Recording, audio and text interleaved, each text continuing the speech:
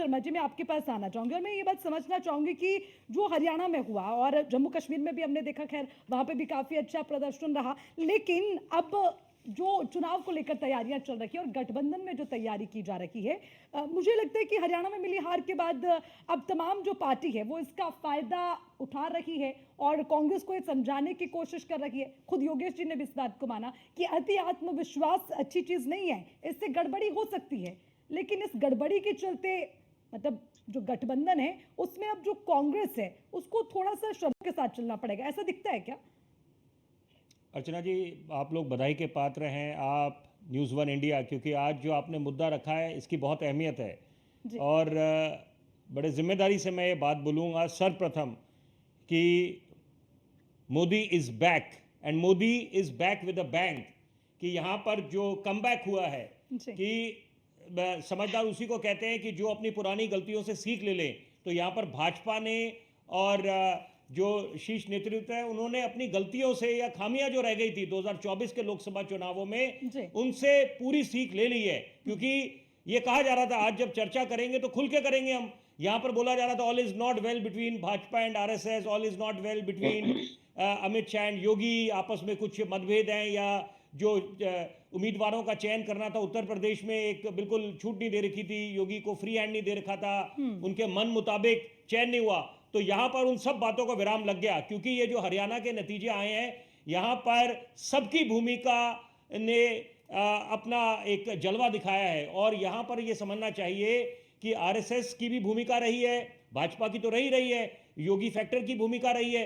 तो लेकिन अगर हम इसके विपरीत देखें कांग्रेस, देखिए ये कहा जा रहा था जब आंकलन करा जा रहा था 2024 के लोकसभा के चुनावों का कि यहाँ पर आत्मविश्वास होना अच्छी बात है, लेकिन अहंकार की बात जो खुद आरएसएस मुखिया ने जिस बात का हवाला दिया, जिक्र करा, तो यहाँ पर समझने वाले सब समझ गए किसकी तरफ इशारा हो रहा है। और लेकिन यहाँ पर जो अहंकार की बात भाजपा के नेताओं के लिए बोली जा रही थी वही अहंकार कांग्रेस के नेताओं में साफ दिख रहा था। यहां तो हम तारीफ कर रहे थे ग्रैंड ओल्ड कांग्रेस पार्टी की कि बढ़िया बेहतरीन वापसी करी है जो उन्होंने पहले राज्य चुनावों में करी हिमाचल और कर्नाटक में, लेकिन बैक टू स्क्वायर वन फिर वही। और यहां पर भूलना नहीं चाहिए पहले वो बिग ब्रदर की भूमिका में आ रहे थे, बड़ी सराहना हो रही थी राहुल गांधी जी की, 99 सीटें लेके आए। और मुझे आपत्ति है उस शब्द से, बैसाखियों से, हम बोलते हैं बैसाखी। देखिए मैं व्यक्तिगत तौर पर बोलूं और ये मेरे सारे समझदार बड़े वरिष्ठ प्रवक्ता यहाँ पर बैठे हैं, ये बिल्कुल मेरी बात से इत्तेफाक रखेंगे कि यहाँ पर मैं अगर अपने बाबा की बात करूं, वो बैसाखियों के सारे चलते थे जब बुजुर्ग हुए 80 के पार हुए, तो वहां पर और यहाँ पर अगर हम बैसाखियों की बात करते हैं तो सवाल ये उठता है कि अगर आप नंबर जोड़ लीजिए, भाजपा 240 और सारे इंडिया अलायंस के जितने दल हैं वो 233, तो इसका मतलब है किसके पास ज्यादा बैसाखी है। तो ये तो देखिए मंथन करने का विषय है। लेकिन अभी यहां पर रणनीति में बदलाव लाना पड़ेगा क्योंकि लोकतंत्र का जो महापर्व होता है चुनाव, वो दो अहम फैक्टर्स पे होता है। रणनीति आप क्या बनाते हैं, आपका रोड मैप क्या है, और मनोबल, ये उतार चढ़ाव चलता रहेगा। यहां पर इनकी जीत हुई है भाजपा की, निश्चित बात है अब मनोबल 7वें आसमान पर आ गया है और कांग्रेस में उनकी खामियां नजर आएंगी।